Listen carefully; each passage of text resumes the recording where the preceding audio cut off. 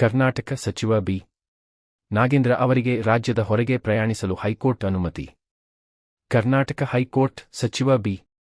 ನಾಗೇಂದ್ರ ಅವರಿಗೆ ನಿರ್ದಿಷ್ಟ ಷರತ್ತುಗಳೊಂದಿಗೆ ಕರ್ನಾಟಕ ರಾಜ್ಯದ ಹೊರಗೆ ಪ್ರಯಾಣಿಸಲು ಅನುಮತಿ ನೀಡಿದೆ.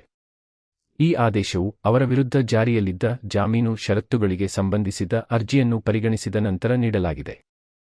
ಪ್ರಕರಣದ ಹಿನ್ನೆಲೆ: ಬಿ. ನಾಗೇಂದ್ರ ಅವರು ಮಹರ್ಷಿ ವಾಲ್ಮೀಕಿ ನಿಗಮದ ಅಕ್ರಮ ಹಣ ವರ್ಗಾವಣೆ ಮನಿ ಲಾಂಡರಿಂಗ್ ಪ್ರಕರಣಕ್ಕೆ ಸಂಬಂಧಿಸಿದ ತನಿಖೆಯನ್ನು ಎದುರಿಸುತ್ತಿದ್ದಾರೆ. ಜಾಮೀನು ಮಂಜೂರಾಗುವ ವೇಳೆ ನ್ಯಾಯಾಲಯವು ರಾಜ್ಯದ ಹೊರಗೆ ಪ್ರಯಾಣಿಸಲು ಪೂರ್ವಾನುಮತಿ ಪಡೆಯುವ ಷರತ್ತನ್ನು ವಿಧಿಸಿತ್ತು. ಈ ಹಿನ್ನೆಲೆಯಲ್ಲಿ ಅವರು ರಾಜ್ಯದ ಹೊರಗೆ ತೆರಳಲು ನ್ಯಾಯಾಲಯದ ಅನುಮತಿ ಕೋರಿದ್ದರು. ಹೈಕೋರ್ಟ್ನ ಆದೇಶ: ಹೈಕೋರ್ಟ್ ರಾಜ್ಯದ ಹೊರಗೆ ಪ್ರಯಾಣಿಸಲು ಅನುಮತಿ ನೀಡಿದೆ.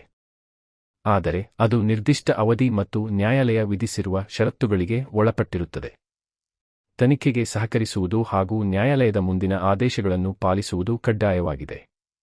ಕಾನೂನು ದೃಷ್ಟಿಯಿಂದ ಜಾಮೀನಿನ ಮೇಲೆ ಬಿಡುಗಡೆಯಾದ ವ್ಯಕ್ತಿಯ ಸಂಚಾರದ ಮೇಲೆ ನ್ಯಾಯಾಲಯವು ಷರತ್ತುಗಳನ್ನು ವಿಧಿಸಬಹುದು.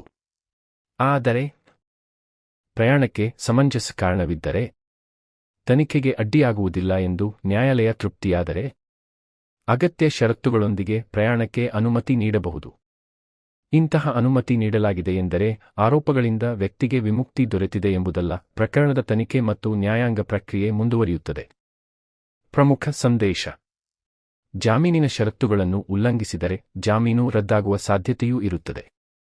ನ್ಯಾಯಾಲಯದ ಅನುಮತಿಯೊಂದಿಗೆ ನೀಡುವ ಪ್ರಯಾಣವು ಪ್ರಕರಣದ ತೀರ್ಪಿನ ಮೇಲೆ ಯಾವುದೇ ಪೂರ್ವನಿರ್ಣಯವಲ್ಲ, ಅದು ಕೇವಲ ಮಧ್ಯಂತರ ಅನುಮತಿ ಮಾತ್ರ.